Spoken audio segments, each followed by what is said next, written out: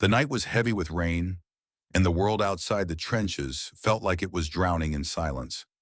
Under a dim, flickering lantern, Private Daniel Reeves sat hunched over a damp piece of paper, his hands trembling from the cold and from something deeper, the weight of everything he had seen. Around him, the faint echoes of distant artillery rolled like thunder, and the air smelled of mud, smoke, and sorrow. He dipped his pen into the ink and began to write the letter he had carried in his heart for months. "My dearest Anna," he began, "if this letter ever reaches you, please know that my thoughts have never left you, not for a single heartbeat." He paused and looked around the trench. His brothers in arms were asleep, or pretending to be. Some whispered prayers, others clutched at photographs of faces that would never age. Daniel reached inside his pocket and pulled out a small photo. A woman smiling, holding a newborn baby. His son, Michael, a child he had never met. He smiled faintly, the kind of smile that hurts more than it comforts.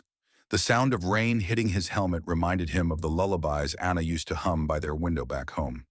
"Anna," he wrote again, "sometimes I dream of our porch and that old blue blanket your mother made. I can almost hear the laughter of a boy I've never held. Maybe this is what keeps me alive. The thought of one day hearing that laugh for real." The thunder outside grew louder, mixing with distant gunfire. The captain had said they would move at dawn, the final push, the end of something, though no one knew for who. Daniel took a deep breath, the cold air cutting into his lungs. "If I don't come home," he wrote carefully, "tell Michael who I was. Not the soldier who carried a rifle, but the man who carried love.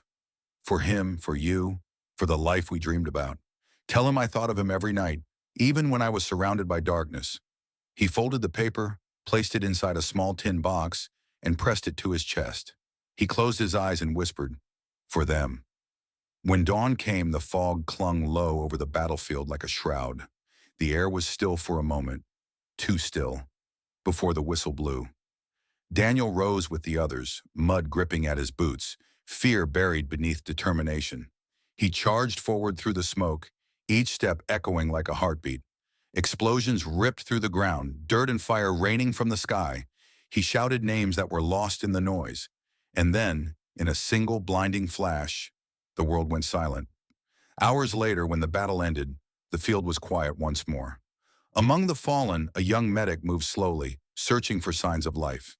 He found Daniel lying still, his hand clutching a small tin box near his heart. The medic opened it and saw the letter, untouched by the rain. He wiped the mud off and slipped it into his coat pocket. Years passed, the war ended, and the world tried to forget.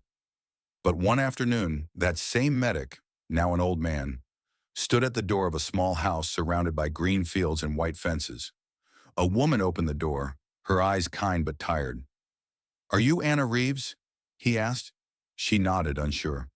The man's hands shook as he reached into his pocket and pulled out the letter. "I was with your husband," he said softly. "He wanted you to have this." Anna took the envelope as if it were made of glass. Her fingers traced the faded ink on the paper before she opened it. As she read the words, her eyes filled with tears, and her son, now 16, stood beside her silently. Every line carried the voice of a man she thought she had lost to time. Every word a heartbeat from the past. When she reached the final sentence, her voice broke as she whispered it aloud. "If you ever feel alone, look at the stars. I'll be there, watching, loving, waiting." That night, the sky above their home shimmered with countless stars. Anna and her son stood together in the quiet, their faces lit by the soft glow of the heavens. The boy looked up and whispered, "Good night, Dad."